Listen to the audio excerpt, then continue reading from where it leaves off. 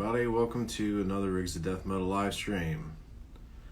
Give us just a minute here. We'll get our guest Sonny Reinhardt on.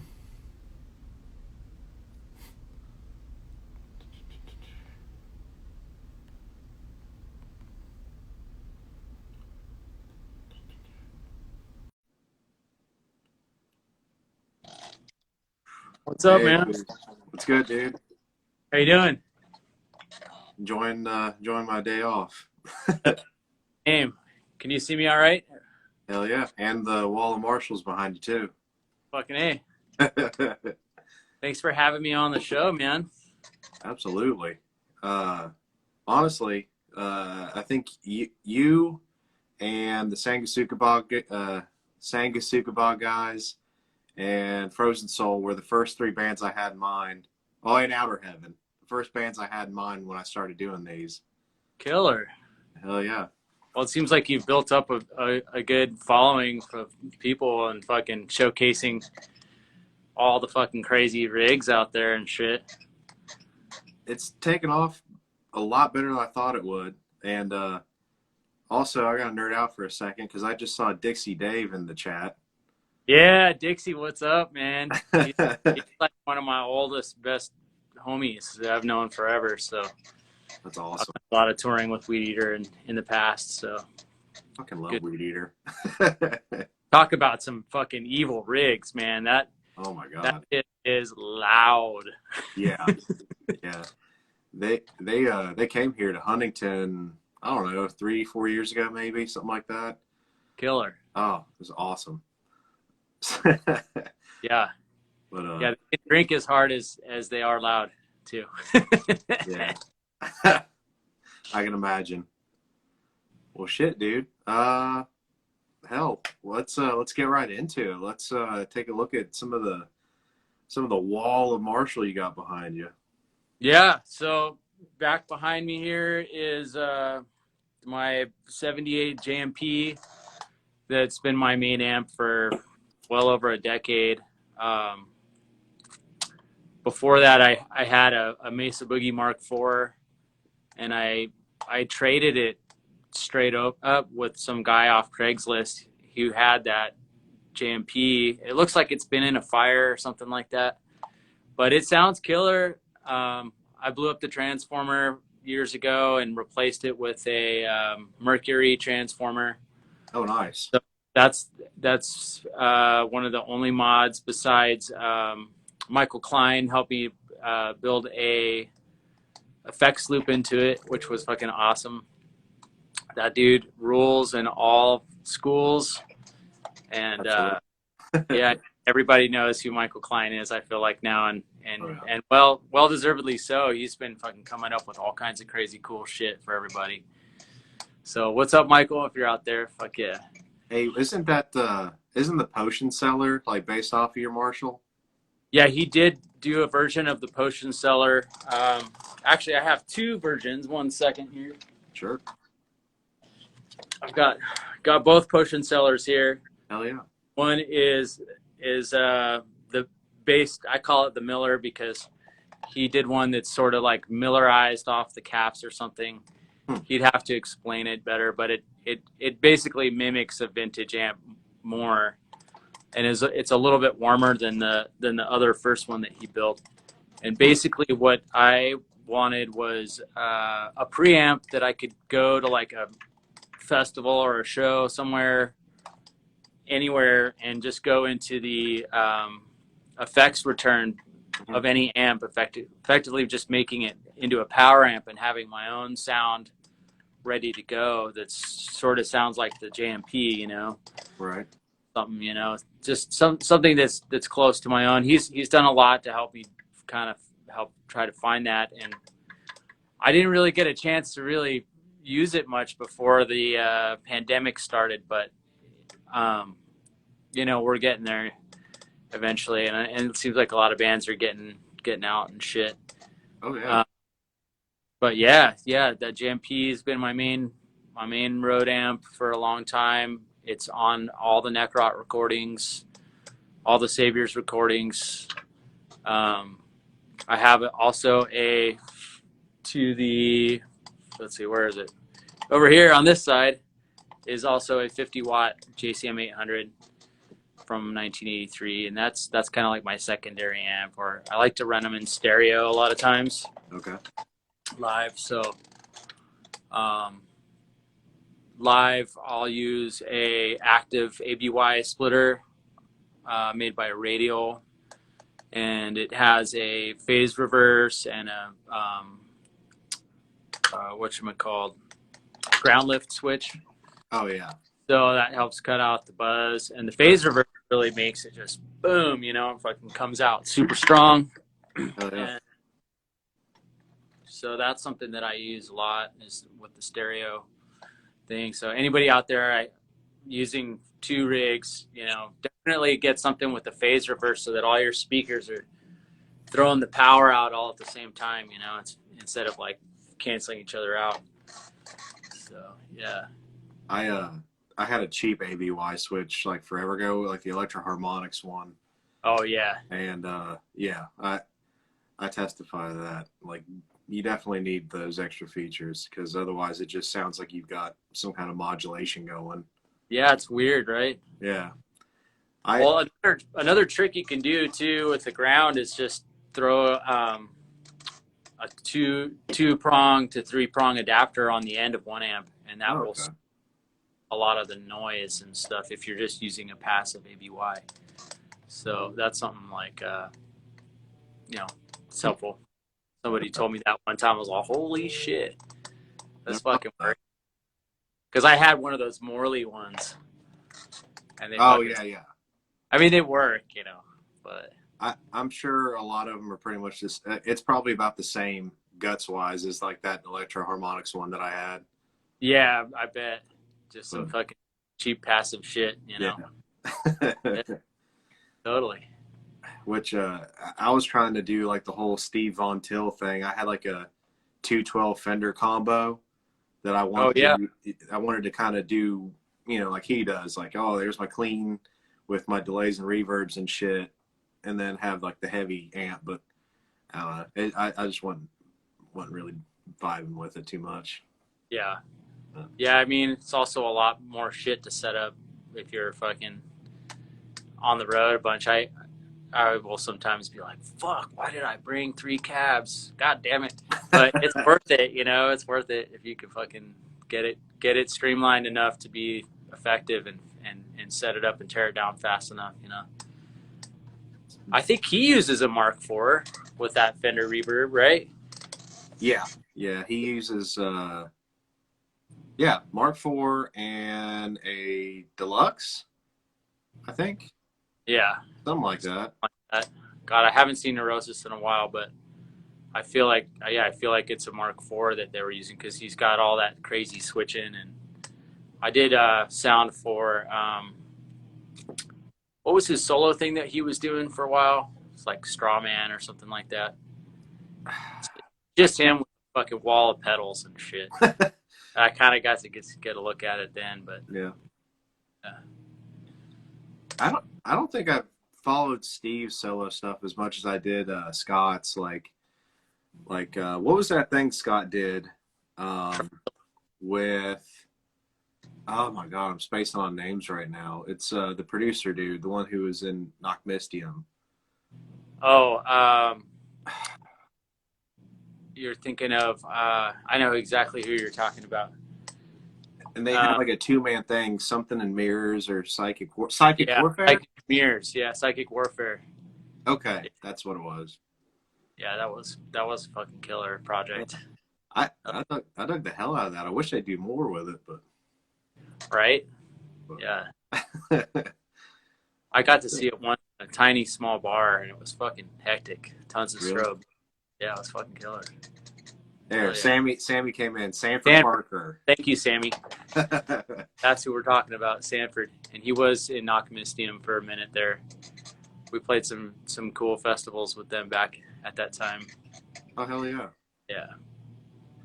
Shame what happened, but hey, you know. that's a fucking story for a whole nother live stream.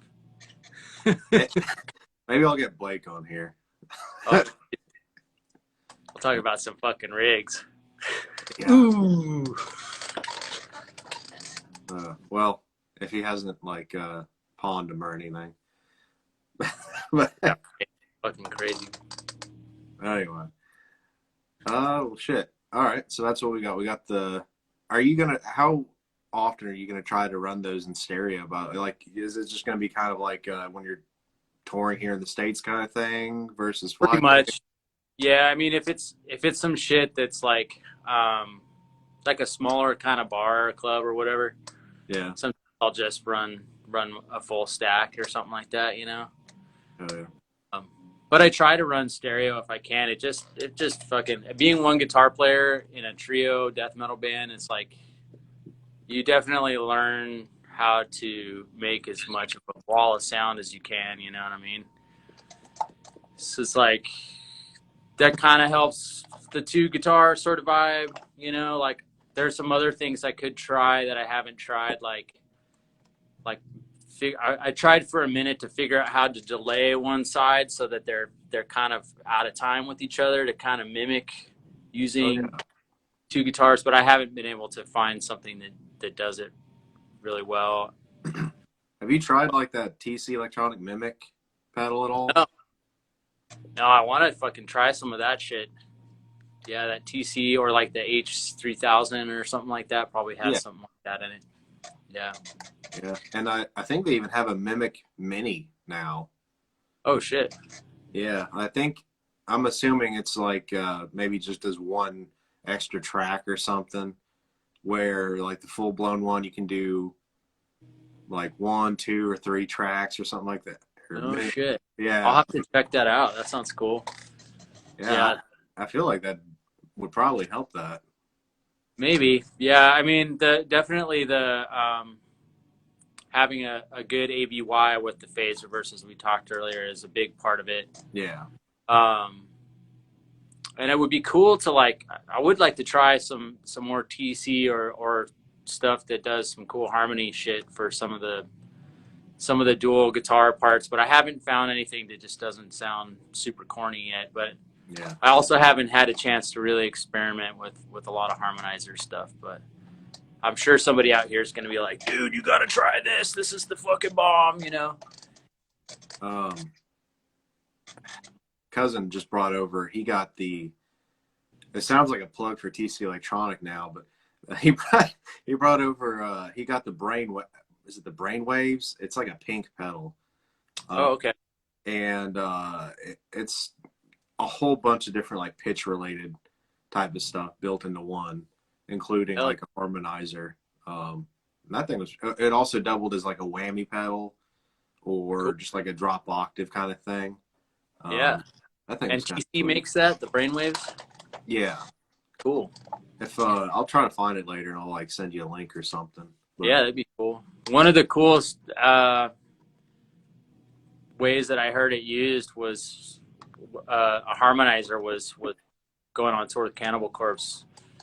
They used those Digitech detune pedals just to drop the fucking sound down, you know. Oh, really? Instead of repeating the guitar, they just fucking drop the whole sound down with that detune, and it fucking sounds heavy.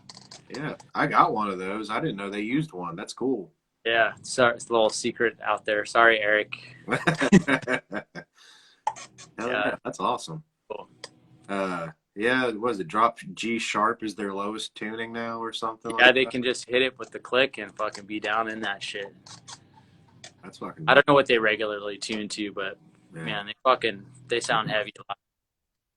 Like A or A sharp, I can't remember, but something like that. Yeah, it's if you're just doing like a half step to a full step, it's pretty spot on. Once you get down like 4 or 5 semitones, it starts to sound a little weird. That kind of gets that digital sort of fucking pixelated vibe to it. Yeah. So, but the octave and the octave drive, huh? You'll be sounding like Rage Against the Machine or something. Yeah, exactly. The octave and the octave dry, like the blend, that's really fucking good on it too, though. All right. Yeah, so a lot of times I'll just use it just for that, just because it sounds heavy as shit. But be cool to I'm sure they're out there. I just don't know to have one that you could program like a scale into for that would follow the notes in a some kind of diatonic pattern or something like that. I'm sure yeah, some Eventide does that shit, huh? Yeah.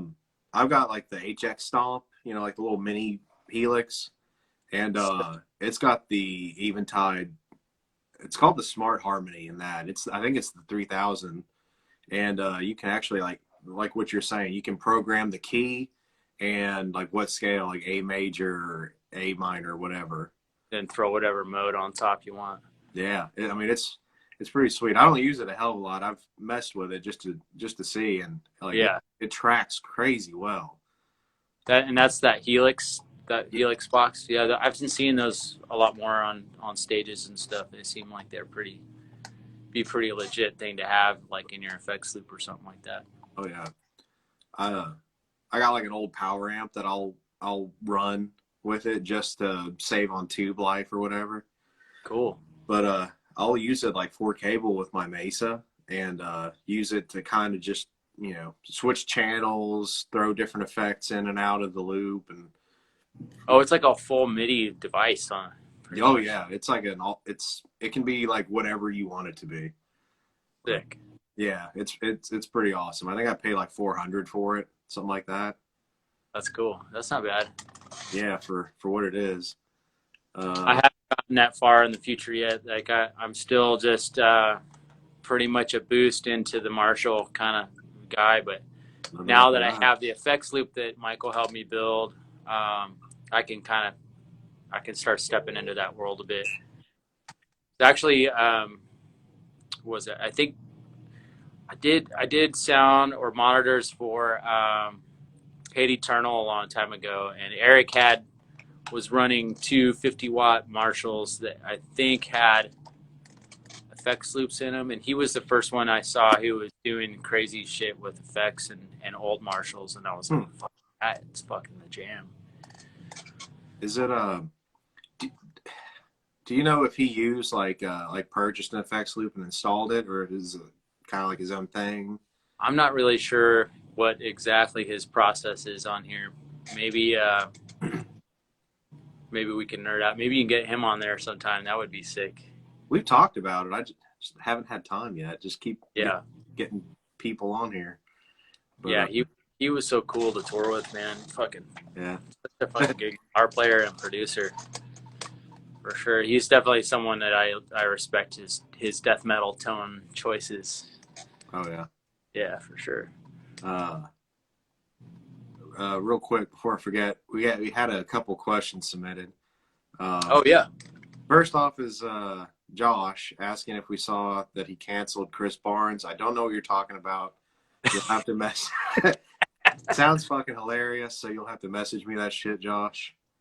The second one, I can only imagine. What did it like cancel his Christmas album that's coming out or some shit?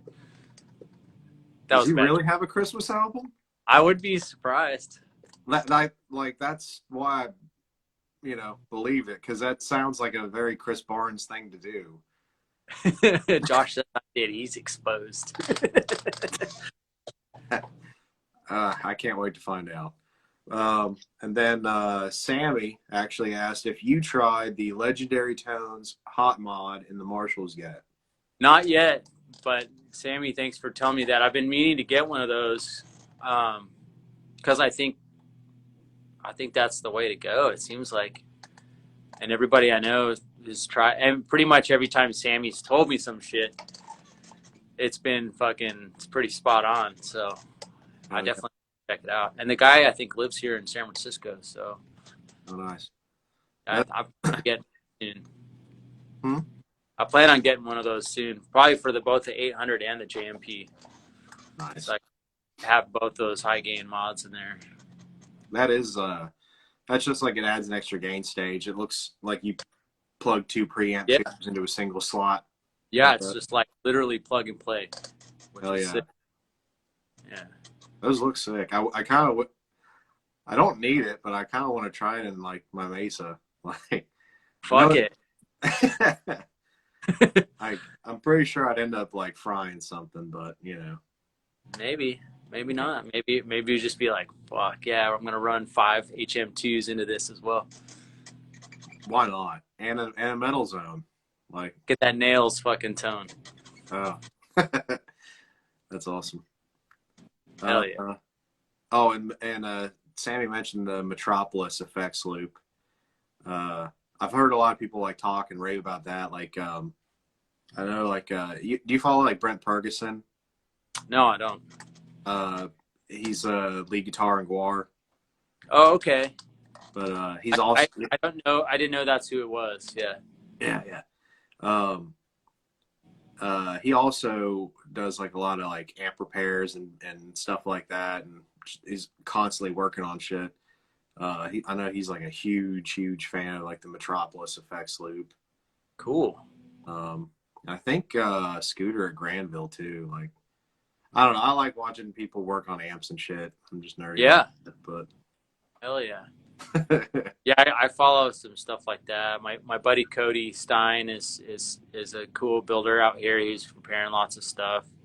I think his IG is Cult Audio, so maybe check him out. He's doing some rad shit. oh yeah. Yeah, I'll check out the Metropolis shit. I didn't know about it. Like, Klein just built one and then helped me install it myself over the phone.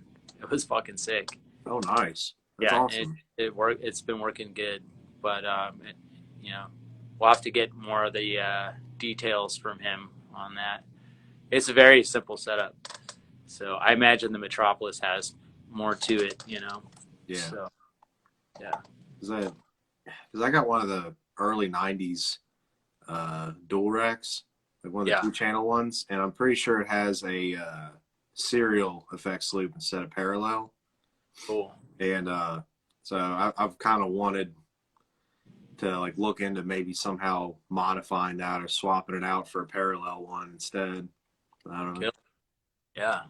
But It's all possible. so I got kind of like a little cheat sheet here for all these, but so obviously you're a Marshall guy. Where did like your tone inspiration kind of come from? Like, is there anybody in particular, like maybe Hanneman or Priest or somebody like that? Yeah. Oh yeah, definitely. Like, yeah, Kerry King, Jeff Hanneman, Old Slayer tones. I believe are a lot of 800 kind of stuff. Old Exodus, the H team. You know. Who else? Fucking Wasp had some of my favorite guitar tones. Hell yeah. Priest, fuck yeah, Priest is killer. I like a lot of the old school guys, like, you know, Uli Roth and Michael Schenker, old Scorps shit, you know. Who else is killer with the Marshall stuff? Yeah, pretty much the 80s. Right. You know? I mean, pretty much every band in the 80s. Yeah. Pretty much the 80s is my influence with the Marshall thing. Oh yeah. Or early 90s, you know. But I love, like, you know, like Death and shit. You know, I know that's probably like MOSFET or MOS Valve or what. He's like a solid state Marshall, I believe. Yeah, like the Valve states. Yeah, maybe somebody can fucking chime in on what it was. But oh, look at Sammy says here the parallel Mesa effects loop mod is easy. Saw that. Hell yeah. So, thank you. Shouldn't have a problem. Yeah. I'll have to look into that more. Yeah. But I like some more of the modern shit too. Like you know, I love shit like Old Entombed, and that early Bloodbath tone, that Resurrection Carnage record. Fuck, that's some of the most savage death metal tone. Oh, yeah. And it kind of has HM2 quality to it, but it kind of has like almost like a fuzz pedal quality to it. I haven't been able to figure out what they use, but like a crazy thick guitar sound. Yeah, the production on that album is so good. I keep coming back to that, even though it's not necessarily something that I would maybe use, but like, yeah, fuck, it's killer. And I've been kind of wanting to experiment with some more like modern sort of high gain shit. So, you know, I haven't had a lot of like luck with. Well, I like the early first generation 5150s. I've played a couple one of those that were pretty good. I think bands like Blood Incantation, Spectral Voice use those amps really fucking good, especially live.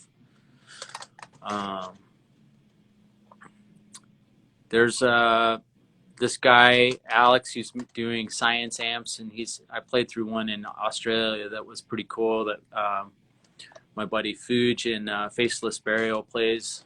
And I got to, when we toured with them, I played on that, and we've been talking about doing something. He's got some cool designs, so I'm definitely curious to branch out. You know what I mean? I don't know exactly where I'm going to end up with that yet, but at least I've got this shit that I know, you know, Right.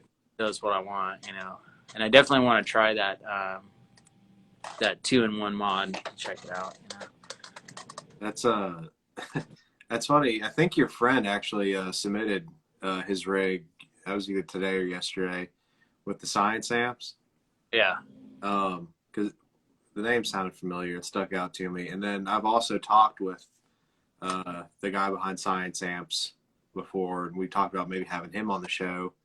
That'd be sick. Yeah, get more people aware that Science Amps are not just like loud pedal platform doom amps. Right. Like, because that's kind of what I thought of them, to be honest. Like, and I don't think he's kind of trying to expand with yeah, this right now. So I get that. Yeah, curious to see what comes of it. Yeah, for sure. Dude, there's so much cool shit out there right now. I'd love to try the Omega stuff. Oh yeah, Sammy tried that stuff. I think he's got some. He's the only one I know who's had that stuff. Yeah, I think he's got the Grandifier.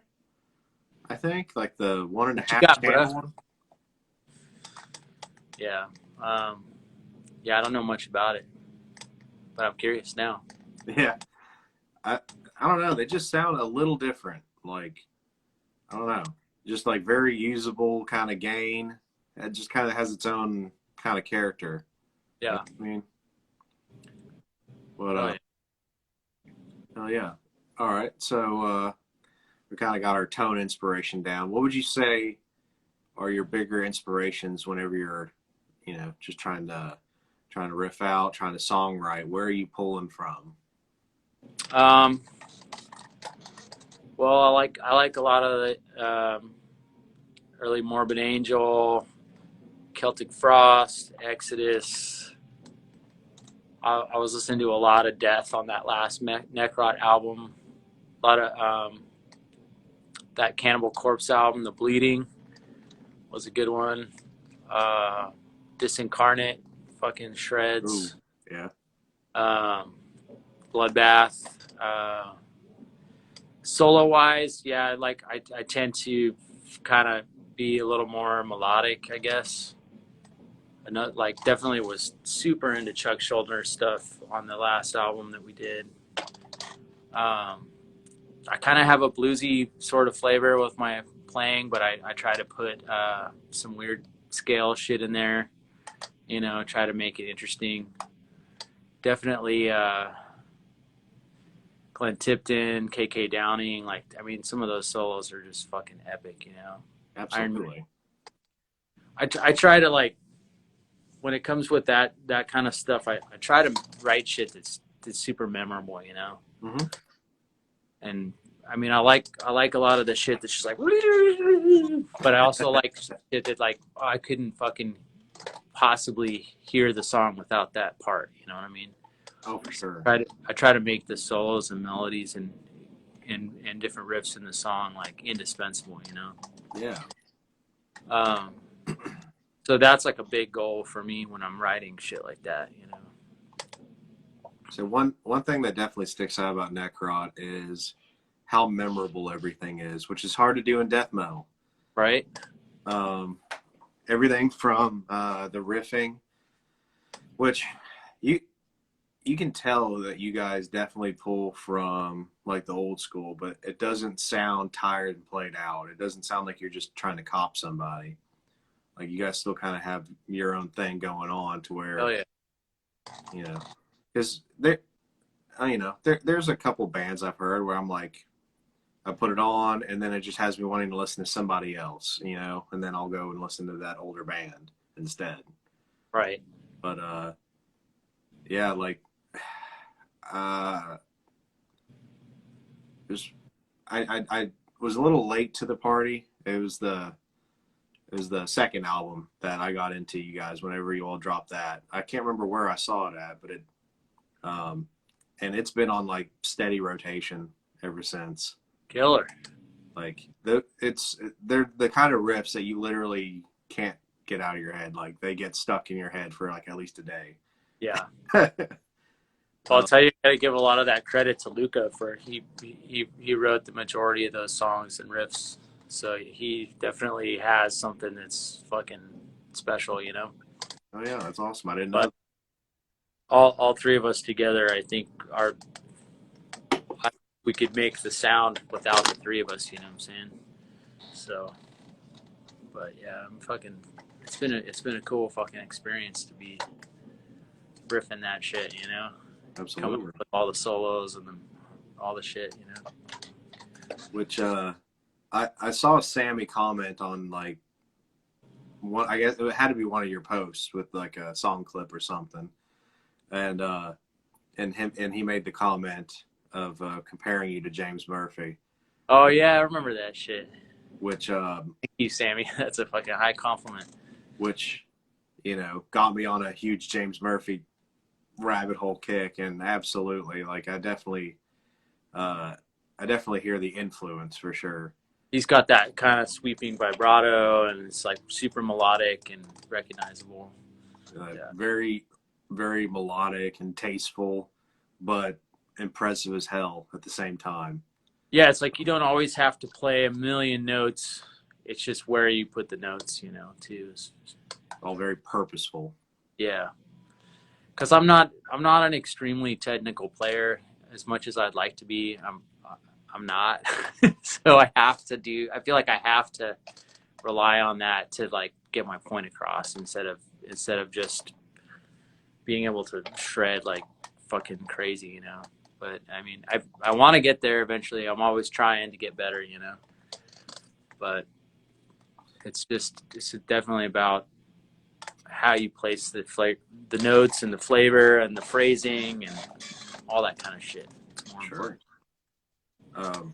There's a Devin Townsend quote that I live by, and I always share with other friends that are like trying to, get better or whatever, practice more, and just get as good as you need to facilitate any ideas that are in your head.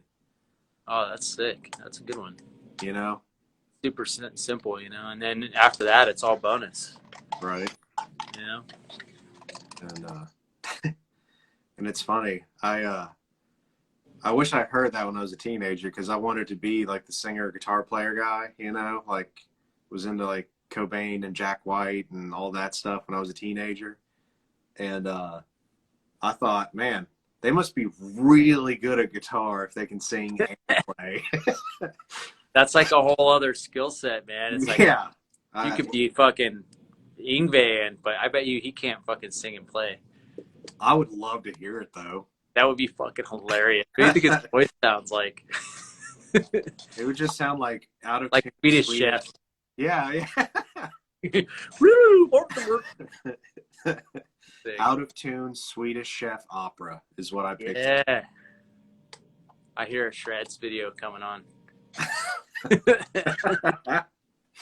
That's awesome. Hell yeah. Somebody please make that. I need that. Well, Okay. I have a feeling this will be similar to the tone inspiration, but who was it? Is there anybody specific that you can accredit to getting you started playing? Like, well, like when I was a kid, when I finally got a hold of a guitar and took a few lessons, like my guitar teacher then was like really pushing like the Beatles and like Green Sleeves and shit, and I was like, man, this fucking sucks. Like, I don't want to fucking play this shit. And then I heard like shit like Jimi Hendrix was a huge one for me at that age. Like, I think I got a hold of Band of Gypsies and Are You Experienced, Axis Bold as Love. That was a huge one, was Hendrix. But you know, I also had been given a Bad Brains tape really early on. That yellow Roar cassette, and Okay. it was like kind of their early shit. That fucking that turned me on to like, oh shit, I can play fucking heavy, fast, aggressive shit, and like 6 solos that sound kind of like Hendrix, you know. So like I kind of, it was kind of like Bad Brains, Dr. No, Hendrix, and then yeah, probably like Zeppelin and shit, and then like somebody gave me like Slayer Live Evil tape and DRI crossover. That was a big one. I used to love shit like old Funkadelic and Nice. a lot of early punk shit, like Exploited, Sex Pistols, like obvious shit, you know, like when you're 14 or, you know, it's like, and I grew up in New Mexico, so that was kind of what was around me at the time. But then like as I started getting more into it, you know, I started getting into like Zappa and Vai and Satriani, and like Paul Gilbert was a huge one, Racer X. All that Shrapnel Records stuff was like huge when I was in high school with all the guitar players, guitar class and shit. And then I kind of discovered like shit like Al Di Meola and John McLaughlin and Mahavishnu, and that kind of brought me to a whole other level of awareness of shit. And then that kind of stuff eventually brought me back into a lot of experimental shit that I was into for a while, like Bill Frisell and Sonny Chirac and a bunch of weird jazz shit. And then I came back around to Slayer and started getting into like Celtic Frost and and like Possessed and Deicide and fucking a lot of like 90s hardcore and punk and shit, you know. His Hero's Gone. I always loved the Melvins. Buzz was fucking sick, you know, as far as like keeping riffs heavy and shit. So it's been a little bit of everything, man. It's been kind of all over the place. But I think Hendrix was the guy that kind of was like, oh yeah, this is what I want to do, you know. Sure. Which I'm sure is a lot of people's answer. For good reason, though. Yeah. Damn. It was a really, really funny coincidence because I was literally watching Al Di Meola videos and like Frank Gambale and stuff like that right before I came down here for this. Oh, cool. Frank Gambale was sick. He was like one of the early sweep like innovator guys, huh? Absolutely. Or like there was also like Scott Henderson was really good. Tribal Tech. Yeah, I kind of listen to some of that stuff now, and some of it I'm kind of like, it's kind of, you know, whatever, but it's cool to, you know, it's good like brain music, you know. Sure. Yeah. I've been on a big kick with guitar music here lately. Oh, cool. But that's just funny you mentioned that, like, coincidence. But I did sound the other day for this really incredible guitar player named Julian Lage. He's like a jazz guy. He's like kind of sounds like I don't know, maybe Joe Hall or something like that. Okay. He's super clean guitar, but just fucking shredding. Anyway, check that guy out. You might dig his stuff if you like. Like, he was doing a lot of wild sweeps and kind of crazy Frank Gambale kind of shit. But sure. What was doing a lot of Julian Lage. Lage. Okay. Lage. Okay. Yeah, pretty Hell fucking cool. yeah. Yeah, and he did like a master class that was really interesting. Where he's like, pick 10 of your favorite songs and play along to them every day, but start recording yourself playing along to those songs, and then critique yourself and do that for a month. Hmm. It doesn't maybe not have every day, but like Yeah. you try to sort of fit yourself into the music of your favorite songs, and you absorb whatever is in substance is in there, and then you can kind of critique yourself later. So I thought that was kind of a cool, interesting exercise to try. I haven't tried it yet, but I mean, it's a good idea.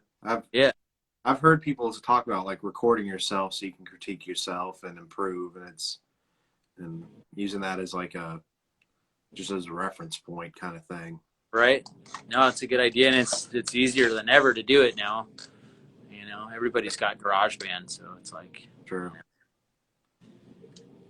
That's cool as shit. Yeah, I'll have to look him up. So what exactly do you guys, as a band, as Necrot, have planned for the band? Like musical goals, uh, career goals with the band moving forward, and then what do you personally? What kind of goals are you setting for yourself within music and developing as a player?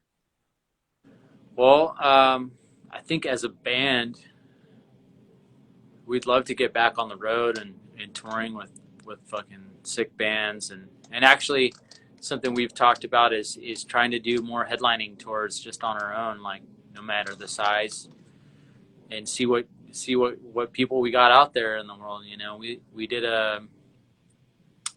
our first European tour a couple years ago just by ourselves, and it went really fucking good. Surprisingly well. So we were like, oh, we could probably do this on our own often, and then play more festivals. I think we'd like to reach more continents.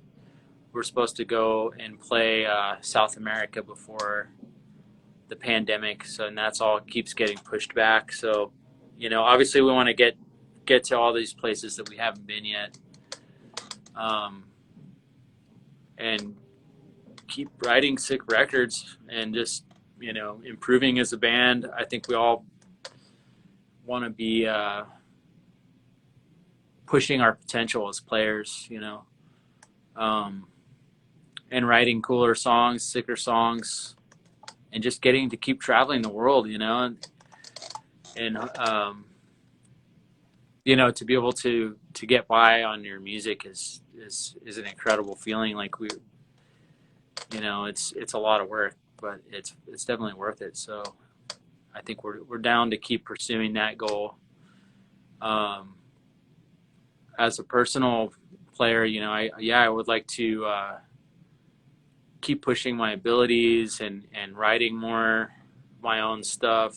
I'm getting into recording, so I kind of want to like develop that a little more. Recording my own stuff and also recording other people. I've been a live sound engineer for about 20 years, so being in the pandemic, not working for a while, kind of stirred some of that for me, that I was like, oh, well, maybe I can turn this in a different direction, Yeah.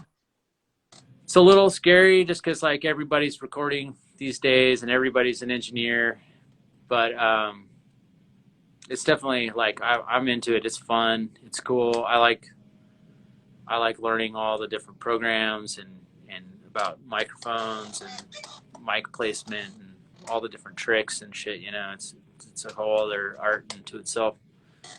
But yeah, like I want to get into that more. I wouldn't mind exploring some more different genres of music with my guitar playing. Like some of the earlier influences I was describing, it would be cool to experiment with some different stuff, Yeah, I want to keep fucking collecting sick guitars and getting better stuff. I have like a bunch of broken shit. I just want to like I want to have more quality, less quantity kind of thing. You know what I mean? So, or at least fix all the old shit. That's a goal. Either or. Yeah, right. It's If just you nice to have the stuff. So if you fix the old shit, then you have a vintage collection. that's true. True. I've Like got every a couple old Kramer guitars that like I definitely want to keep fucking. One of them is working and functioning. I've actually got it here, but this is an old fucking Kramer Condor nice. that I got for $75. What? Yeah.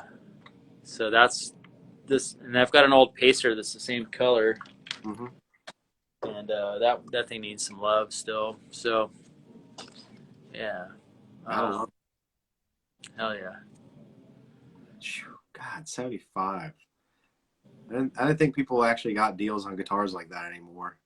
Yeah, I got the two guitars from a friend for $150. Wow. They're both candy apple red.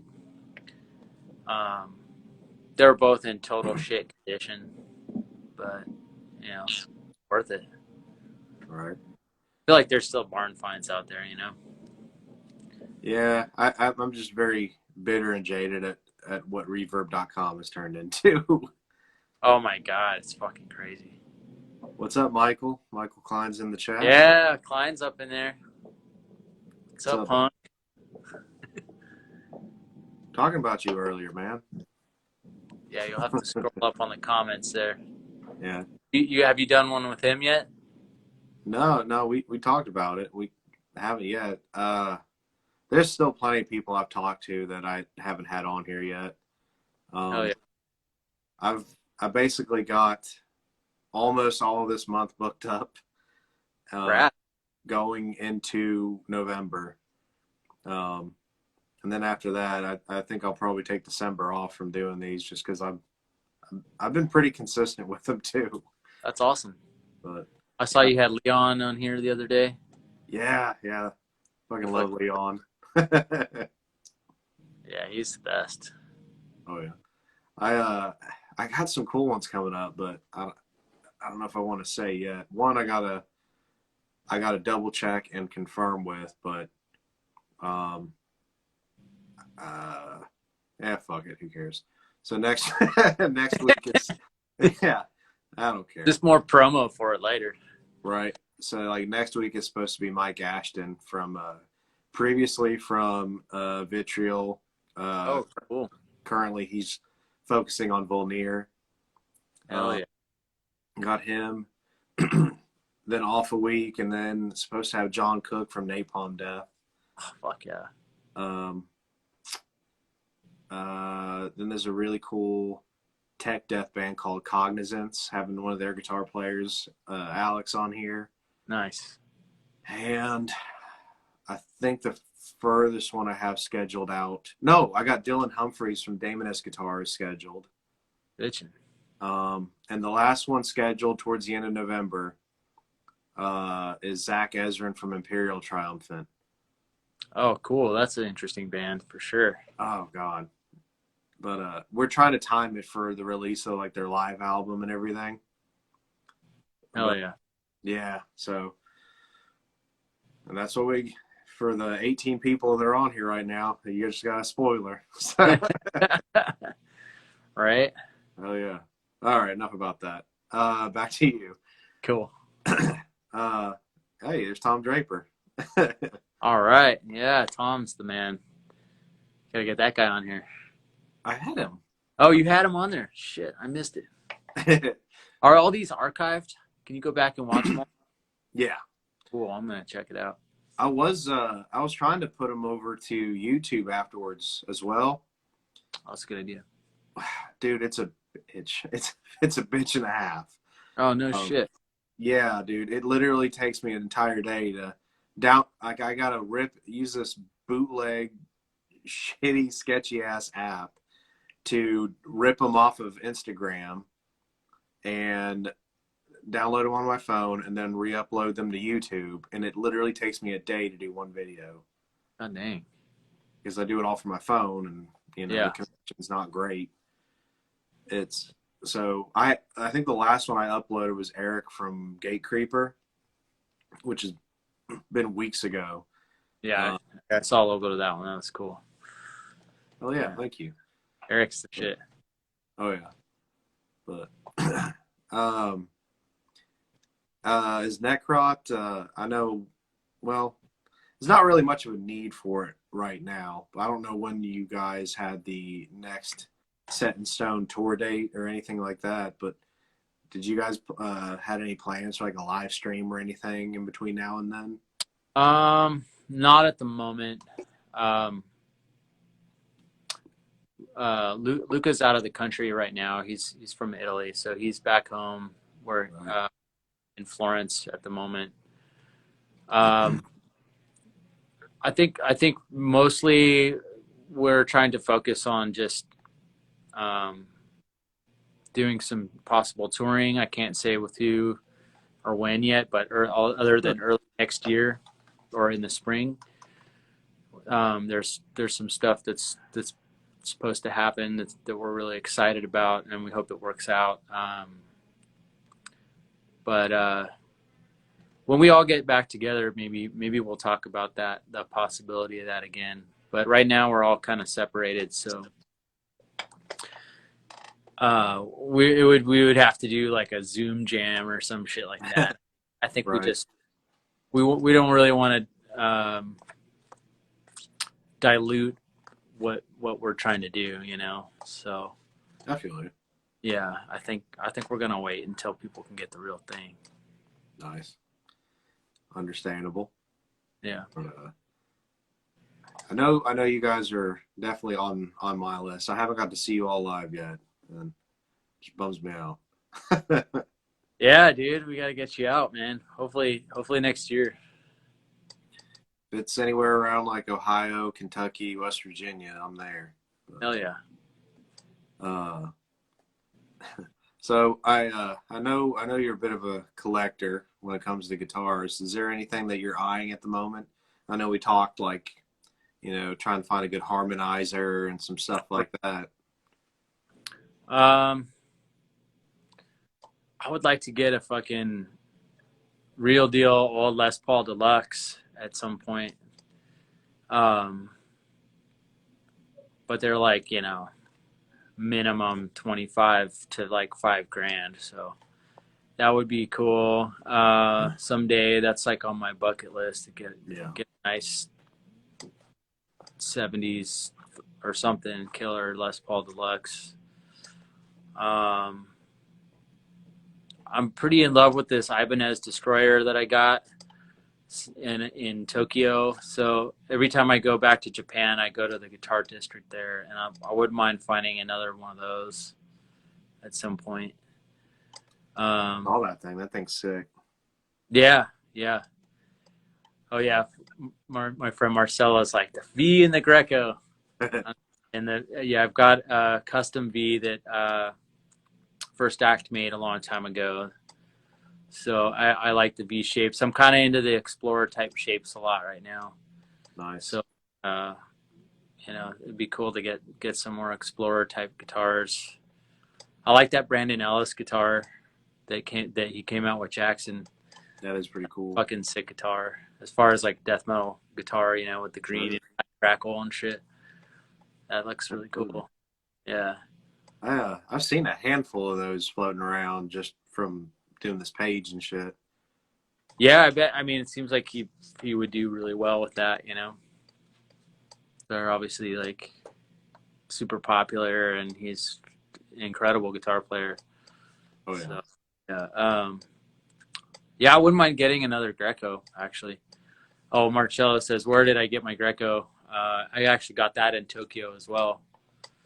Probably about 12 years ago. There's like this part of Tokyo that has like 50 guitar shops within like a 8-block radius, and it's right by the ESP custom shop. It's like, no, I didn't know that. fucking cool. I've seen videos and stuff of people Yeah. shopping in that district, and I want to go so bad. Yeah. Okay, I see somebody else wants to know about what the radial ABY I'm using is it's an old one. It's called the Twin City Tone Bone ABY radial. They make new ones now that are way better probably. So, but Radial is a great company. So Also, Lely makes a good one. who? Lely. Oh yeah, yeah, yeah. I think they're a German company. I think Leon's got one of those. Yeah, they're sick. Oh yeah. I've never heard anything bad about the radial stuff. It just seems like it's kind of like the Boss Tuner. You know what I mean? Like it's just one of those brands that people just kind of default for the functionality of it. Well, they're built like fucking tanks too. You know, they last forever. Yeah. I'd like to see them, if they have, I've missed it, but I'd like to see them try to step up a little bit and in more direct competition with like the 2-note stuff, or like you know, all the DI, low box, IR kind of stuff. Yeah. Because Radial was sort of one of the only brands I knew of to do anything like that. Like I know Kerry King used like that one box between his amp and cab to run the line out to the front of the house.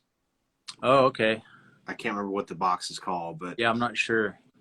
But maybe like a red box or something like that.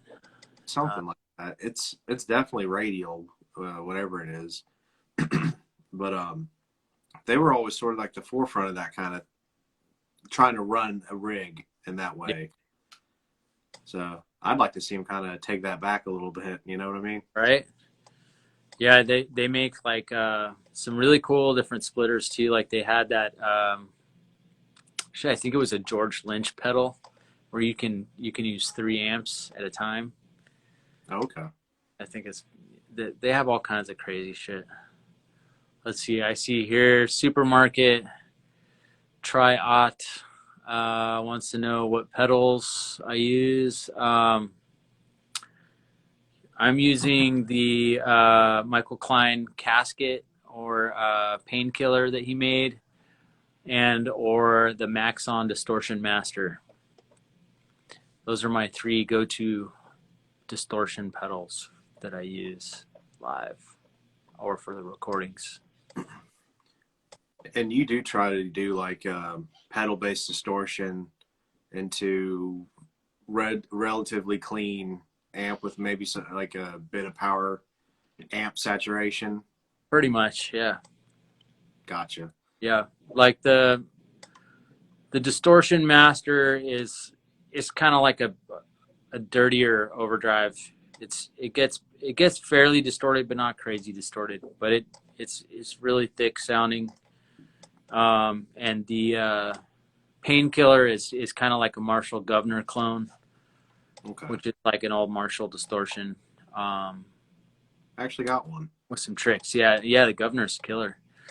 And the casket was meant to run with the Potion Cellar or some kind of preamp, and it's got some mega fucking heavy output to it.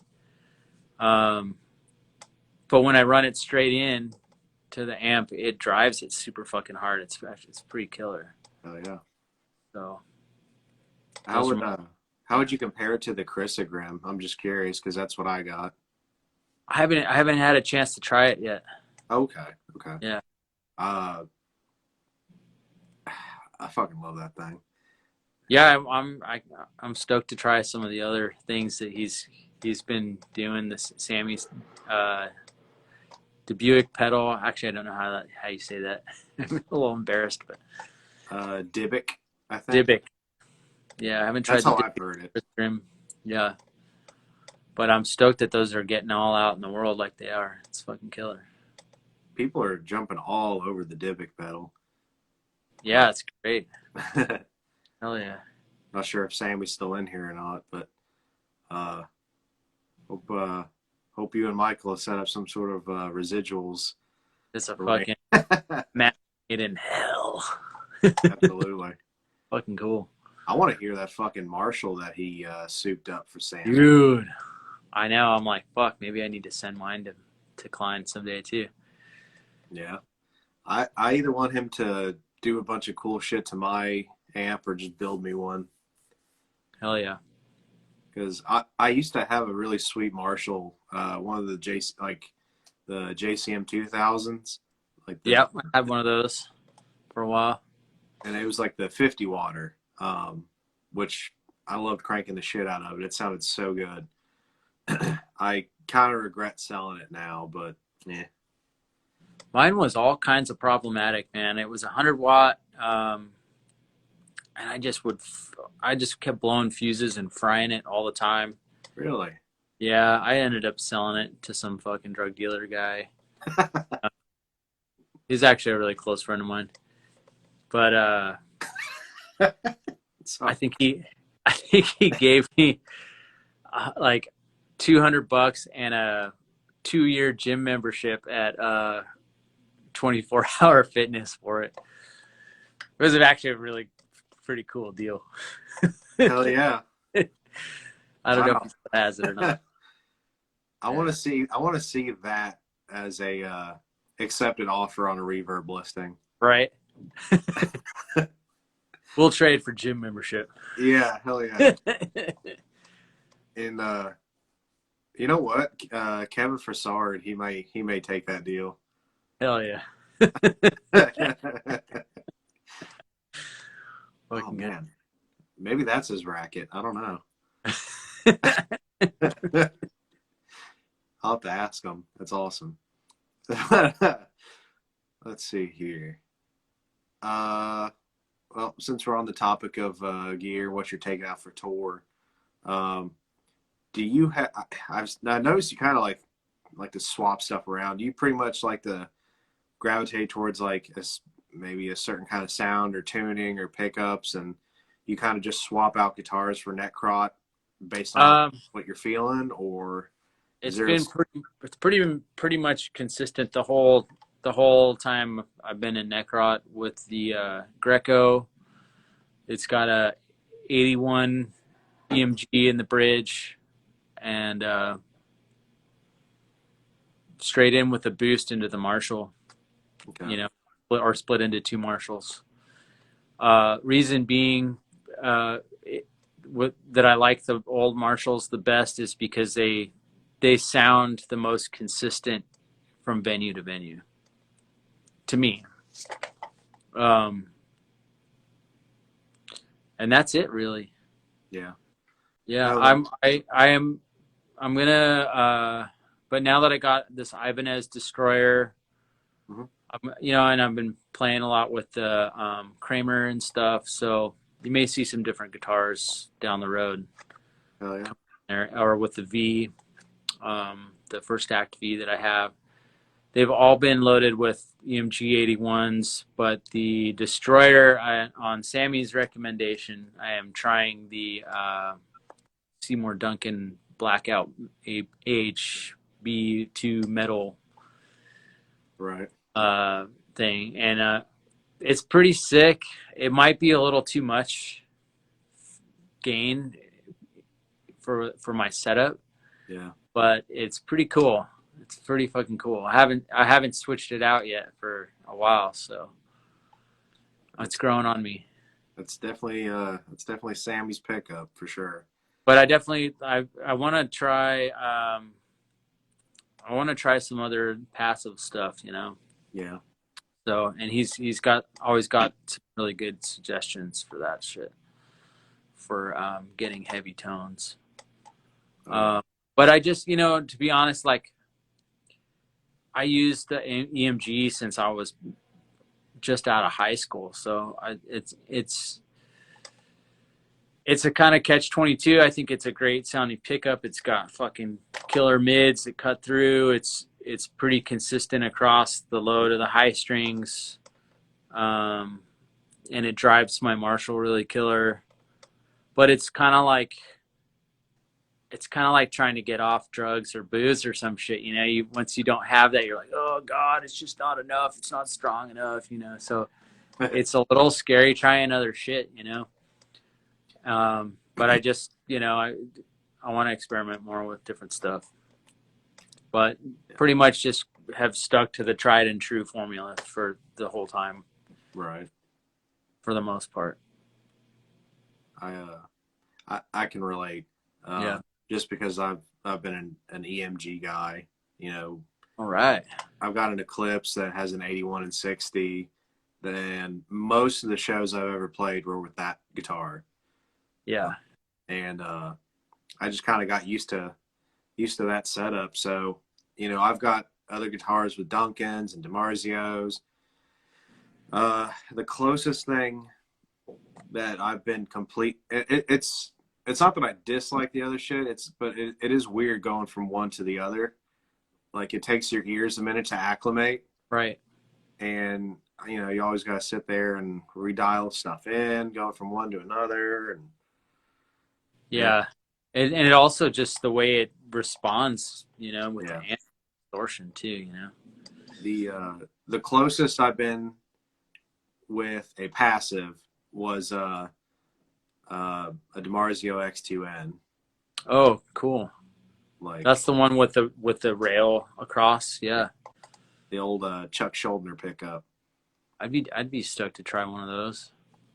Dude, you can like pick them up for like 75 bucks used. Yeah. They fit into everything. You know what I mean? Yeah, whether you got a Floyd or not, they'll fit. Yeah. They're I can't remember what the rating is on them. I want to say it's something crazy like 21K or something, but Cool. I could be exaggerating. I could be something else, but Something I recently found out about that I want to try with the EMGs is the 18 volts or the what is it, the 27 volt mod. Where yeah, there it is. Yep. What's your take on it? Uh, Do you notice much of a difference or it's negligible? it's hard to tell if it's like a placebo effect or not, to be completely honest. Some people was like, oh, it's night and day, but like I always run like a tube, either tube scream or some kind of overdrive. Right.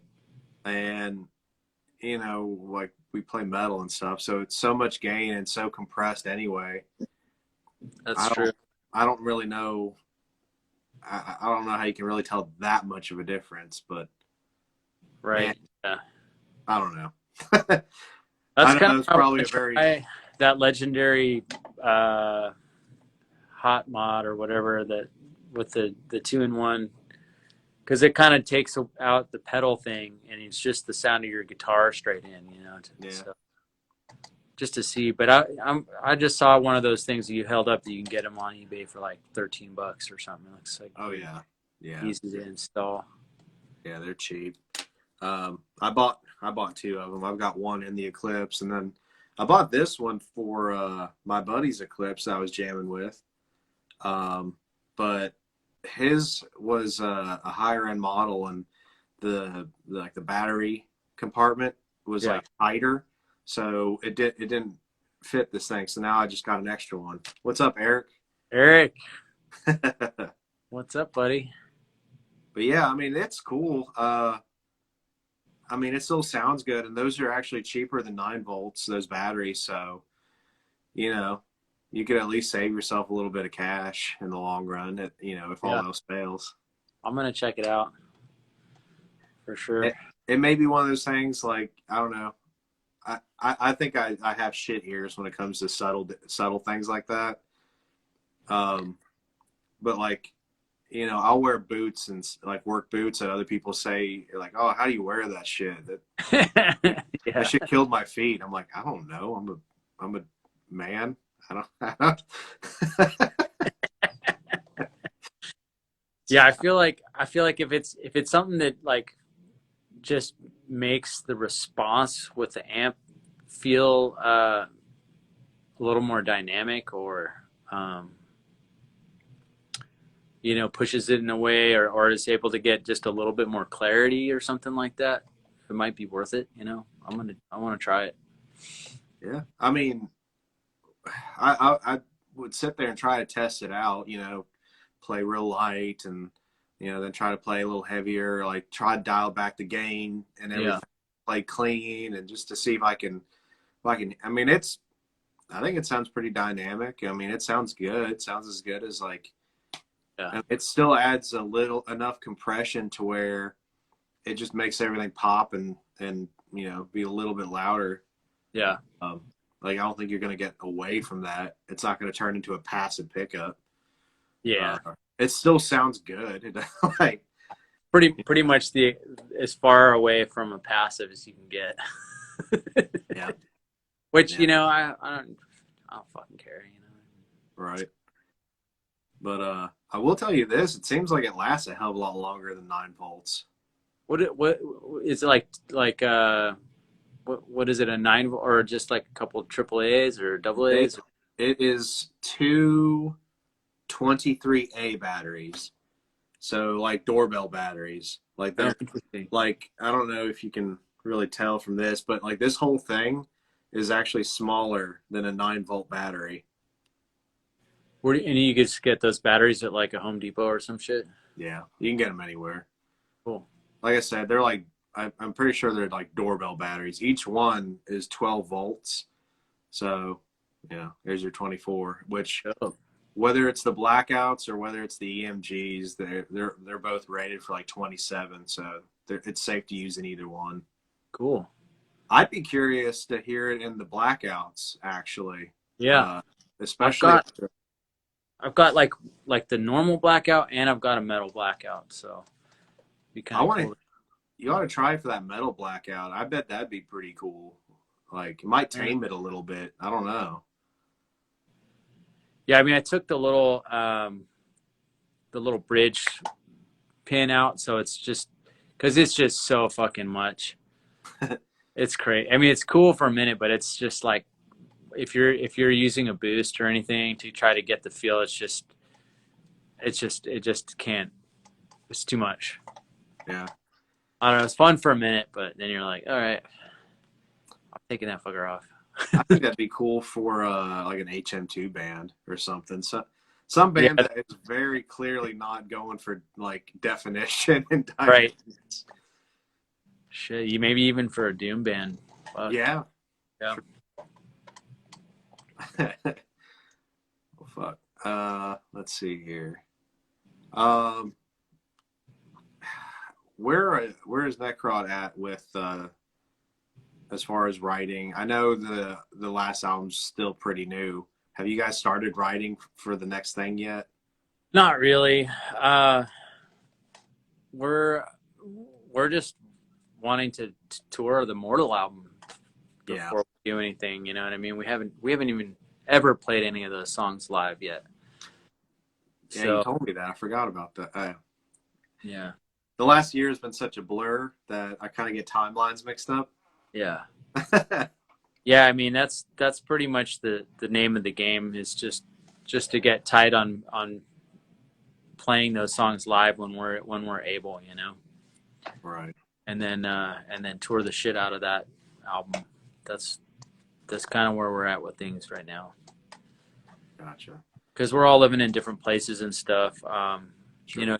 Chad's working on a new Mortuous album right now, so his focus is kind of on getting ready to record that, and that's gonna be fucking brutal. Oh, yeah. I've got a new band I'm doing with the drummer called Culture Morgue, and that's like, I think we have about 9 songs that we wrote for that, and it's more thrash and grind oriented. Okay. Kind of what, I don't know. I guess when it's done, you'll just have to check it out and see what you think. But Oh yeah. I'm looking forward to it. so that's something in the works. I'm working with this band Vorlust right now, and I'm helping produce and record the album, and I'm playing some guitar on it too. So that's something that's going to be coming out in the future to keep an eye out on, and that's just super heavy. They call it beast metal. It's thrashy, but it's also real dirty, like impetigo, sarcophago kind of black metal. All female vocals. You can check out kind of 666 on Instagram. She's the one who writes everything for it, and it's pretty fucking sick, wild shit. Hell yeah. So we're doing that. And then I have another band I've been doing over the pandemic that's I don't know if we'll ever play live. It's all over the place. It's called Tres Leños, and it's like everything from like kind of Dead Boys, rock and roll, ZZ Top to like psychedelic surf rock shit, Hmm. all over the place. So maybe we'll release some of that stuff at some point. Are you gonna try to tackle recording and engineering, all that stuff for any of these projects, or? I am doing all that stuff, recording Awesome. and right now. Hell It's yeah. just finding the time between work and to finish all of it has been like I feel like I just started too much all at once. So now I'm just trying to finish it all so I can keep going with whatever's next. But I'm very grateful to have all that on my plate right now. So it's cool.